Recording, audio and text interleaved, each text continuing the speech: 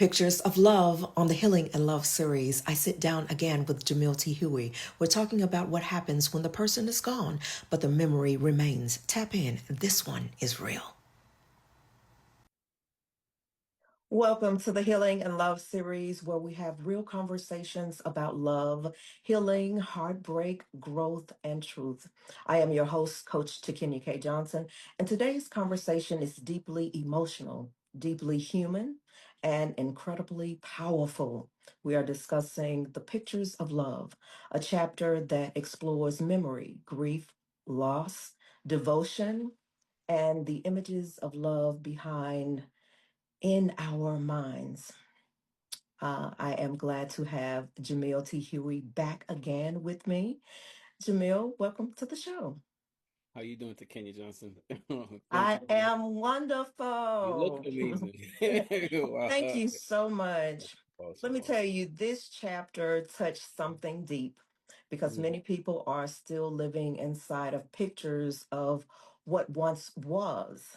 Yes. Mhm. And so I want to ask you, when you wrote The Pictures of Love, what was the first emotion you wanted the readers to feel? Loss. This feeling of loss, because a lot of times when we do have loss, it's like that captures us in a moment and it keeps us still. Mhm. We're unable to move because of the law. So we feel like, oh my God, we can never replace this thing that has left because it is everything. Not saying that you can replace it or you can't, but it's like it feels like it's everything. And it's like it's damaging to the heart and the soul. Yes, we cry, we feel a certain way, or we feel broken because either you lost somebody through them passing away, or you lost them through maybe a breakup or any other means of forms of you losing something. But I wanted the reader to feel lost once they read this page, and I wanted them to actually feel the pain of it, to understand that yes, there's pain, but there's also recovery afterwards, and there's hope. So Jane was lying there replaying memories that once brought joy, Yes. but now it was bringing agony. hmm So, what does the beautiful memories sometime become so painful after loss? Because it's not there. It's not true. It's not actuality. It's something that we basically is making up. So, it's something that happened in the past. She had a horrible loss because this is somebody that she loved basically her entire life, and she never knew anything outside of Robert. Robert was her love, he was her everything. He gave her a world that she basically didn't need a vacation from, or need to escape from, because he gave her everything as far as like the definition or how we think of what love should be. So actually, as she's remembering this stuff, remembering like, hey, we had this great time, the first kiss, the first time they attempted to make love, stuff like that. Yes, it feels amazing in the moment, but guess what? When you open your eyes, that's not there right now. So Mhm. then now you're breaking yourself because you're trying to make something real that isn't, and the attempt to make something real that isn't is just a way of like kind of breaking your mind, because there's no way to put that together in your head.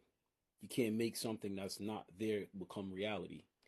And the fact Mhm. that you're trying in the moment of brokenness to make it reality, it's breaking you. We have been Mhm. through heartache before.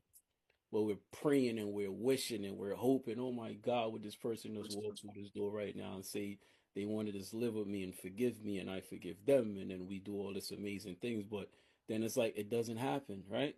And Mhm. this is why we always have these little ups and downs as we're going through these emotional traumas. We're happy one minute, the next thing you know, we need a break. Like you at work, you doing what you're doing, and you're like, "Excuse me for a sec, I gotta go to the bathroom." Go to the bathroom, you start crying like, "Oh my God, the person didn't come in," or you hoping the person come to work with some flowers or something, or give you a Mhm. call and say, "Hey, you know what? I mean, it was a mistake to break up," or I mean, the person come out of the grave some way, some type of miracle. We're just Mhm. hoping for it, and this is why we destroy ourselves for not living in the actuality. Not saying you don't remember things or you don't hold on to things. We got to find there's a fine line between trying to make it real when it's not, and breaking. So it's Mhm. like you're gonna break, and we understand that you're gonna cry through, you're gonna go through it. It takes longer to heal as we're doing this, and we keep repeating the same thing over and over every single day, the same tears, the same cry, the same memory over and over and often. And if we don't find a way to cope, it takes a long time. This is why some healing takes longer, because we're not accepting the actual facts of the moment. Mhm. You describe emotional confusion, chaos, the neurons snapping, reality blending. So, how much can grief impact the mind? It can break it because we see it all the time in nursing, especially a lot of residents that have mental issues and stuff like that. Some of them did go through heartbreak. Like I was talking to a friend today, and she was telling me about her life back in the day. She was like, "You want to believe who I am now as opposed to who I was before," because she was like, "It was a dark moment in my life." Because Mm-hmm. now it's like you just feel worthless. Like I'm just gonna be real. I felt that before, where I felt completely worthless. Like I'm useless. I don't belong in this world. There's nothing else in this world that I can possibly do or be or whatever it is because of a heartache or a heartbreak, which is so untrue because we're tying ourselves in, and I'm not saying you don't tie yourself into a relationship or into love. Yes, you're gonna grow, we're gonna build with somebody, but at the end of the day, you're still an individual. You're an individual like the atoms in your body. You know what I mean? Mm-hmm. Our hands, we look at it, it may look solid, right? It looks like it's a solid thing, like you can touch it, you feel it. But remember, all of this is just a feeling or receptions. So Mm-hmm. when you take a microscope, you look at your hand, then you start to realize, like, oh shoot, my hand is actually not solid, separate. It's just a bunch of atoms working together to have one function. So just remember, you as a human being is the same thing. Yes, we fall in love, we feel things. You're the world, you're the stars, the moon, the everything. But at the end of the day, you're one standing individual. And this is why a lot of I don't know, old folks always tell you, yes, love deeply, love with passion, but also keep something for yourself. Because when that time comes and you don't know what separation is, separation don't have to be a breakup. Separation don't have to be cheating. Separation could be somebody got lost in the ocean. They driving home, coming to see you, bringing you flowers on the best day, your anniversary or your birthday or to celebrate, and they never make it home. So you got to understand loss comes in so many different ways, but you got to keep a little bit for yourself because if you don't, you're gonna fall apart. And we've been there where we I have felt all the way to the bottom already and I had to pick myself up. Like, come on, we got to stand up. Like, you know what I mean? And it feels impossible. It's like the world, the universe, everything is like weighing you down and holding you down, stopping you. You're like, I'm trying to get up. You just can't because it's Yeah. like it's so much emotional pain. So it's like, Mm-hmm. yes, keep something for yourself because at the end of the day, it's like, yes, we believe, we understand. Yes, we're one. We're doing what we got to do, but I'm still a standing individual. And if loss comes at some point, and that could be anyone, then you got to have something to basically keep yourself together or you're going to go crazy. Let's just keep it real. So Jane creates this reality where Robert is still there. Yes. So let me ask you this. Do you believe some people stay emotionally attached to someone so deeply that the memory becomes more real than the present? Absolutely. Absolutely. You got to think about our high school sweetheart, the first person that we may have thought that, hey, this is a person that's going to be there forever. And then when they're not, you become broken. And then now you start doing things that you like, oh my God, this person, you try to bring them back. I don't know, get a voodoo doll or whatever people out there trying to do. It's just like, you can I don't know it's like I feel it's like when that emotion gets you so deeply like I don't think there's a way to kind of get away from that. I had a conversation with my mother one day and she was like you're allowed one love in your life and I was like okay explain that you know what I'm saying Yeah. and she was like in life because she teaches me a lot. My mom, we always talk. We talk every day in the morning, 5 o'clock in the morning. My first phone call is my mom, number one supporter. Tell me keep going all the time with my music, my books, whatever, schooling, whatever I decide to do. But she was like, "You're allowed one love in your life, and sometimes you don't end up with that love at the end of the story." Mm. So she's like, just remember that your heart is going to stay with that person no matter where you are or what you're doing. But that does not mean you don't live your life. Does not mean you can't have a good life. Does not mean you cannot share a good life with somebody else. It's just that that person's memory, your body, whatever, your soul, that attachment is just something you can't shake no matter what. But that don't mean you can't live life. So she's like, and you know, she's talking to me as I'm going through my heartbreak because mama is going to be there. You know what I mean? She's Mhm. explaining to me, you're going to feel like this forever. It may not be the same amount of pain today. It might be a little less later, but guess what? That person, you're going to always love them no matter what. Mhm. So just understand that it's just letting go of the emotional attachment so you can live life and enjoy yourself going forward. So yes, I believe that that emotional state stays with you because I believe in actual love, like that soulmate, that process of love, and I could get into that a little deeper of why I feel that way. I feel that way because of the way the human body is made and the way the human body is created. Those cells of not being attachment.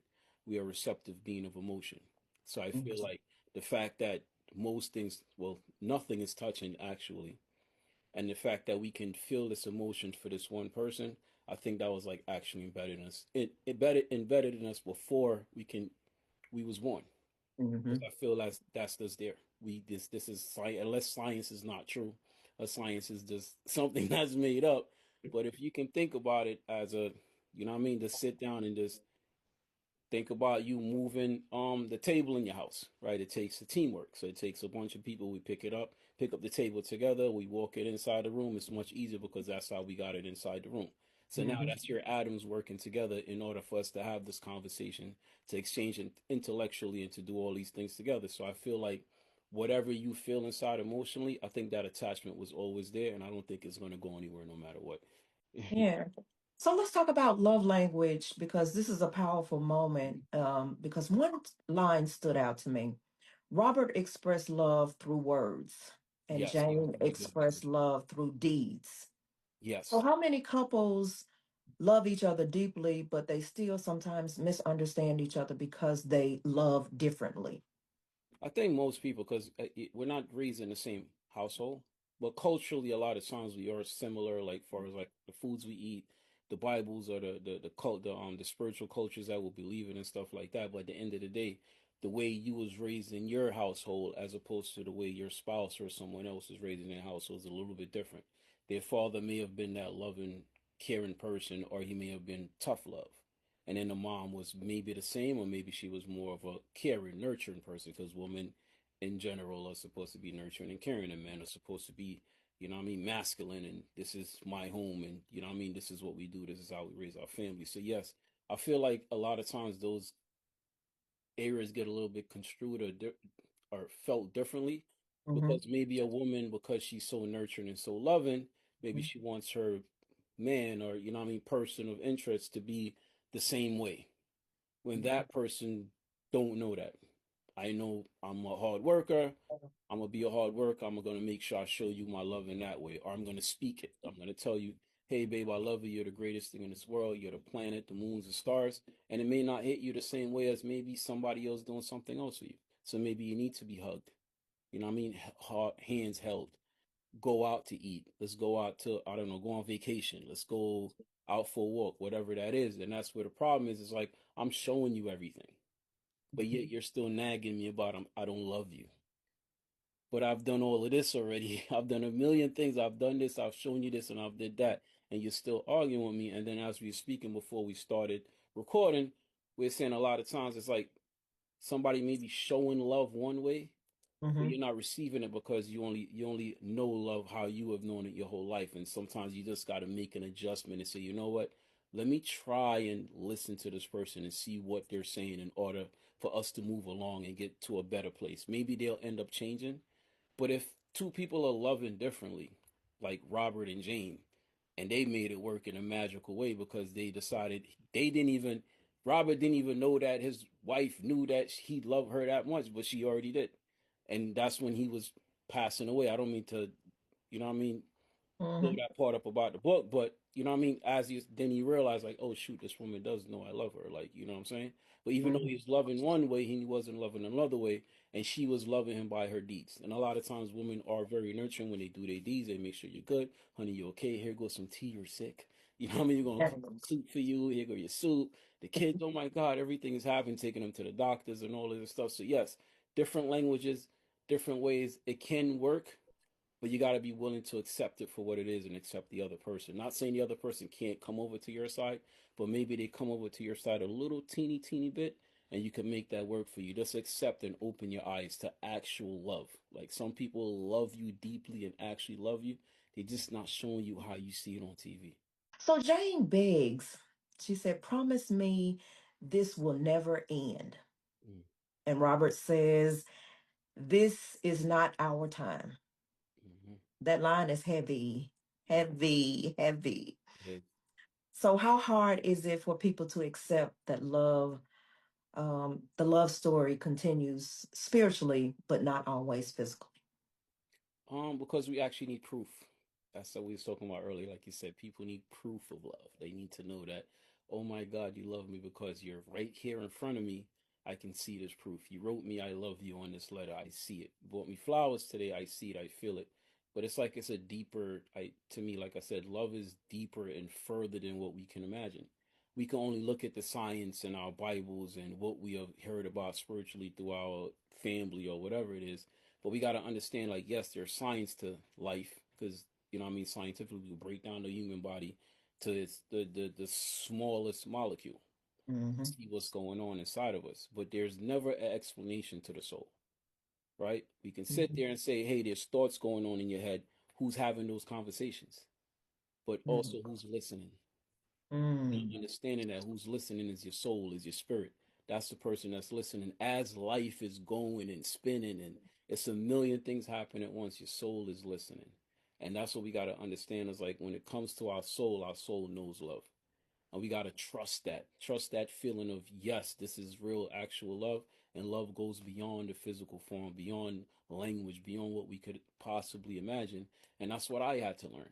I had to learn that myself as I was going through this journey. I said, you know, I'm gonna break this thing down because this thing ain't real. I'm gonna prove that to people. So, like, you know what I'm saying? So that now Mm-hmm. it's like I proved myself wrong. Like I realized, like, yo, love is everything. Like, you know what I mean? We're embedded, we're born, we walk in it, and we don't even look, open your eyes. Like, love is just all around us. So it's like, yes, it's deeper than that. Sometimes it just ain't the time for it. Sometimes you gotta love through the spirit.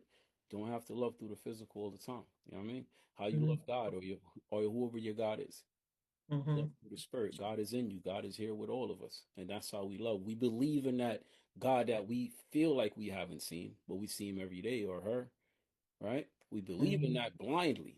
So why can't we believe in love blindly in a spiritual way as well? I was going to ask you, can someone truly move on if they're still in love with the memory? Yes, this is what I spoke about earlier with my mom because I thought I couldn't move on. Like I was like, yo, this is it for me. Like I lost my health, my finances went to the bottom of the barrel. I just felt crazy. And I mean, my mom told me like there's life after this. Like you can't sit there and feel like because she's like I've been she's like oh please I've been through that already. Like you know what I'm saying? Like what, mom? You've been through this? It's hard to believe, but it's like, you know what I'm saying? People have Yeah. been through it, and that's where it's good to go out there and find these individuals that's been through heartache and pain. Yes, whatever you're going through, like nothing is new. The world Mm-hmm. has experienced everything we have experienced as we're going through. We just on repeat. You know what I'm saying? So we gotta Mm-hmm. understand that. My mom was like, "Oh, please, boy, I've been through that already." Now I mean, high school love, after high school love, all that. She's like, Yes. "It's life after that." I mean, feel like it's the end now, Mm-hmm. but you're gonna get through this. Is gonna make you better. And the one thing with me is like when I hurt or when I'm going through these heartaches, I start doing projects. I start creating things like writing books and music and whatever else I feel like doing. You know what I mean? I go back to the gym. I do stuff like that. And yes, there's life afterwards. And it's also amazing lessons. It teaches Mm-hmm. you, and it also renews you. I know it's like pain. If you don't move in the pain, you're gonna get stagnant and you're gonna lose everything, yourself and all. If you move within the pain, you'll be stronger than you have ever been, and I promise you that. Anybody that's going through heartache right now, know that when you move in that pain and you take that energy and you use it for something else, you will be stronger, more smarter, more beautiful, more amazing, more confident, self-esteem. All of this stuff will come together and gather. It's just that you got to take that energy and use it for something else. So there's life after heartbreak, life after loss. You have lost the love of your life, the person that's been there from day one. You know nothing else. But guess what? There's still hope afterwards because guess what? The world is still spinning. The universe is still going. There's still motion. You're moving constantly, whether you're feeling you're still or not. It's always moving. So there's once there's life, once there's breath in your lungs, there is hope. There is things out there for you to do. Just figure what that thing is out as you're crying, of course, because you're gonna be bored Mm-hmm. you're crying. Figure it out while you're crying, and trust me, it's gonna be a better world. So when you say the pictures of love, are you saying love leaves images behind in us that never fully fade away? Absolutely. I feel like love would always be there no matter what. No matter who or what you're in love with, I don't think you can ever shake that because whatever it imprints in you, it imprints in you. It's like when you conversate with people. Remember, people leave lasting effects on you. Your Yeah. personality, your characteristics is not your own. We got to understand that it's a buildup of everything, every person that you have ever interacted with, whether it was 5 seconds or 5 years. Somebody may have said something like, "Oh, you know what? I'm gonna try that." You know, Mhm. why do you use butter to cook? Why do you use salt on your chicken? Or why you don't use salt on your chicken? Why do you like pepper instead? You can't use these things and understand characteristics and personalities without experiencing it. So you're experiencing and you're going through. So these are lasting pictures. So now imagine an emotional picture now. An emotional lasting picture of something, someone that you was emotionally involved with. That's gonna last Mhm. forever because Mhm. now your body, and it's like, remember, your body is very intelligent. It's not stupid, just like your mind is intelligent, your heart, all of these things have their own intelligence and they're going through life. So remember, these are muscle memory, how you learn how to box when you work out, muscle memory. Your emotions is muscle memory as well. It's pictures that will be in your mind for the eternity. But then guess what? It's how you cope with it as you go forward. So remember, your coping mechanism in the beginning, it may not be as good or as able to be strong. You know what? Forget that. I'm good. I'm just walking away. As you're going further, your coping mechanism is now what's taking over and what's keeping you from breaking down all the time.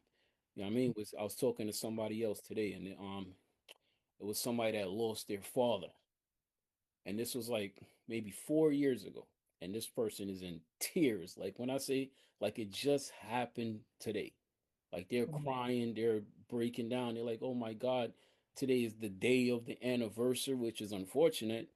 So it's like, but it feels like it just happened for them. And Mhm. I'm not saying their coping mechanism is weak, but it's like it's something that says, okay, something is going on here where this person has not accepted what happened yet. They have not learned, or they didn't see, maybe they didn't go seek help or speak about it or get it out there. Yes, we got to cry, and nobody's saying there's a line, a time, yeah, nobody's saying there's a timing on when you should not be emotionally connected to something, but at some point you got to be able to cope with it. That's right. If you don't, then guess what? You're gonna drown in it, and you're gonna drown in it over and over again, and you can't move on with your life. There's no happiness at the end of drowning. It's just drowning and dying. So we have to learn and learn and learn and get stronger so we can move forward and control our emotional death in life. Mm. For someone watching right now who is grieving a person, a relationship, or maybe even a chapter of life, what would you say to them right now? It's a chapter, as you said. It's a chapter, and every page you turn in that chapter is gonna say something else. But only thing is who you are as the pages are changing. So you got to remember that as these pages are changing, am I still drowning in this emotional effect? Because remember, life is going to be life, and you still got to go to work. You still got kids. Still got a career. Something else is going to happen. Maybe you lose somebody else. Maybe you meet somebody else, and these pages are turning and turning and turning. Who are you as your pages are turning? And this is, and again, I'm not telling you to get out of it. It happened last year. Get over it already. Nobody is saying that. But there needs to be some movement. Like you got to find something in you to say, you know what? There has to be some movement of me going forward and learning how to cope with this better so I can live Mhm. a better life. And it's about you. It ain't about me. It ain't about TeKenya or the next. It's about you and how you want to live your life. Do you want to live a happy, peaceful life? Do you want to live a joyous, crazy life? I have no idea. But you got to figure that part out and understand these pages are turning. Time is ticking.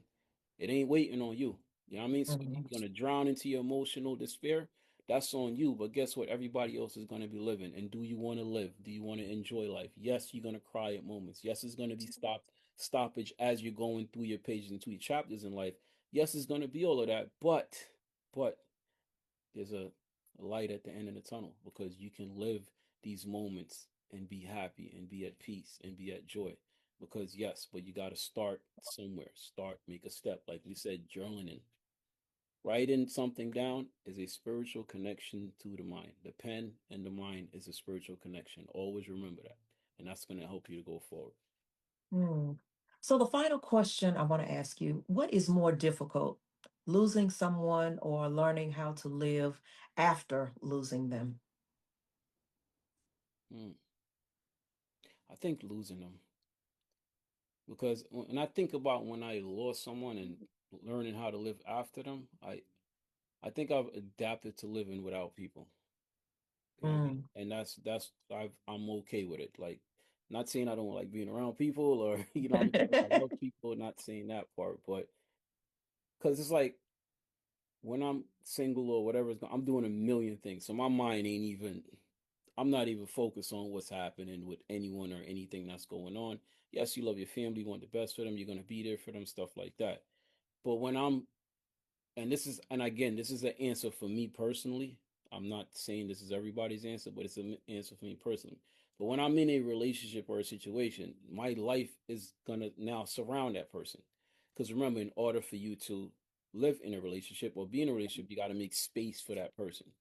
So whatever areas in my house, I'm gonna have to make space for that individual. So now that person lives in me. You understand what I'm saying? Because when you're living with somebody, they live in you, not just outside of you. They live in you. So now it's like when you take that away, it's like removing a arm or a leg or something like that. So now you got to cope without that arm or leg, and I think that's the hardest thing in the world because now it's like I just lost love, and to me, love is everything. So it's like losing it as opposed to living without it is just two different things. Yeah. Some people are no longer in our lives for a reason, but they still live in our hearts. Some love stories, they end physically, but they remain framed in our souls. And healing does not mean forgetting. Mm. Healing means learning how to carry the memory without letting it carry you. This has been another powerful episode of the Healing and Love series. Share this with someone who needs healing, who wants to understand love more, who wants to hope more. And until next time, my conversation with Jamil T. Huie, the author of The Concept of Love, The Science in Love. This has been a real one, Jamil. I'll see you Absolutely. on the next episode. God bless you. God bless.